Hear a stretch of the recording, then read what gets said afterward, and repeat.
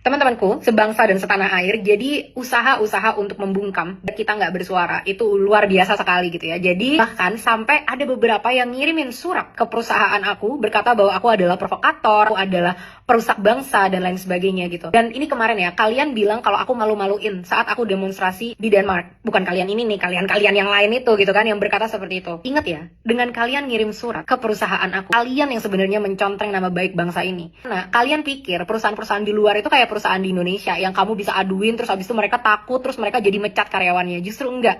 Justru perusahaan yang tempat aku bekerja sekarang malah merasa kok begini banget apa yang terjadi. Emang di Indonesia tuh kayak gitu ya? Kok ini jadinya kayak harassment ya? Padahal kan kamu punya kebebasan berpendapat gitu. Nah, siapa yang memalukan bangsa sendiri nih? Orang-orang di Denmark yang tadinya nggak tahu tentang Indonesia, nggak aware tentang situasi politik di Indonesia. Bahkan perusahaan aku sama sekali nggak tahu gitu ya dengan apa yang terjadi di Indonesia karena memang aku sibuk dan aku tetap bekerja seperti biasa. Akhirnya mereka malah jadi tahu dan malah jadi makin merasa empati dengan perjuangan yang kita jalankan gitu. Dan tolong dipisahkan aja ya, apa yang aku sampaikan ini nggak ada hubungannya sama perusahaan aku lah. Mereka kan memang bergerak di industrinya renewable energy, sustainable energy. Terus apa hubungannya sama politik? Apa hubungannya dengan kebebasan berbicara? Dan di negara seperti Denmark, kebebasan berbicara itu dijunjung sangat tinggi dan sangat dihargai. Demokrasi itu adalah harga mati buat mereka. Jadi justru dengan kalian mencoba gitu ya, membawa perusahaan ke sini, hati-hati. Nanti yang ada malah Indonesia dilihat sebagai negara yang bahkan tidak demokratis. Ini akan mencoreng sama sekali nama baik kita sebagai bangsa. Yang kedua, personal attack ya. Jadi serangan-serangan yang munculnya itu memang sudah personal di mana-mana gitu teman-teman. Dan ini benar-benar kayak memalukan gitu menurut aku gitu ya. Kalau memang intinya untuk substansi perjuangan kita, ayo sama-sama yuk kita kolaborasi. Gimana kita perbaikin argumentasinya, gimana kita bikin makin bagus. Semakin banyak kolaborasi, semakin banyak suara kita akan semakin kencang. Tapi kalau udah masuknya ke personal attack gitu ya, ini cuma menunjukkan bahwa kalian-kalian ini yang melakukan, bukan kamu ya, tapi kalian yang lain itu yang melakukan personal attack itu bener-bener orang-orang yang nggak bisa berpikir. Jadi mereka cuma bisa membenci dan cuma bisa berusaha menjatuhkan secara personal gitu, dan bukannya itu malah jadinya baik, karena kan generasi kita udah bukan seperti generasi boomer yang bisa di forward message WhatsApp ribuan kali terus abis itu percaya gitu kan.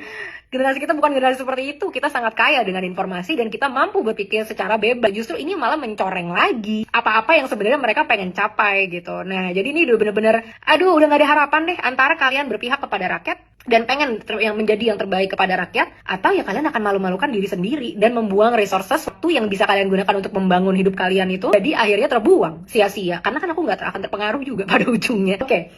Dan yang ketiga adalah, ini paling menyedihkan ya, ada usaha kriminalisasi gitu yang dilakukan oleh seorang aparat dengan jabatan setinggi itu terhadap Ferry Irwandi. Ferry Irwandi itu adalah pahlawan kita teman-teman yang berusaha menyuarakan suara kita. Dia sangat capable, dia sangat pintar secara akademik, secara cara berpikir, secara kekayaan intelektual dari banyaknya buku yang dia baca dan lain sebagainya, dan dia selalu berprinsip terhadap keadilan terhadap masyarakat gitu. Justru apa ya, cara-cara seperti ini untuk membungkam dengan kriminalisasi, ingat ya aparat, kalian ini sedang menggerus kepercayaan masyarakat terhadap institusi kalian dengan melakukan ini. Kalau memang kalian mau punya citra yang baik, bekerjalah dengan baik. Benar-benar ayomi masyarakat, benar-benar lindungi masyarakat dari topik-topik yang penting. Judi online, korupsi, apalagi keamanan negara, misalkan dari cyber attack, dari pencurian data. Itu jauh lebih prioritas untuk masyarakat Indonesia dibandingin menggunakan segala power yang kalian punya untuk mengkriminalisasi seorang individu yang supportnya luar biasa dari masyarakat. Jadi ingat, jangan rusak citra kalian sendiri. Kita mau membangun bangsa ini. Kalau kalian terus-terusan maunya dihormati secara gila-gilaan tapi melakukan aksi-aksi seperti ini, itu ngebuat kita semakin tidak percaya dengan kalian semua. Jadi aparat kepolisian, aparat TNI, lindungi kebebasan berpendapat, bukannya malah ikut mau mengkriminalisasi gitu. Jangan malah jadinya memberikan kita semakin bukti, semakin banyak bukti bahwa kita udah nggak bisa lagi percaya kepada kalian. Jangan adu domba kita lagi. Tolonglah fokuskan waktu kalian terhadap hal-hal yang mengganggu masyarakat, bukan yang malah disupport sama masyarakat nih. Bener-bener teman-teman ya boomers ini nih memang nggak ada obat.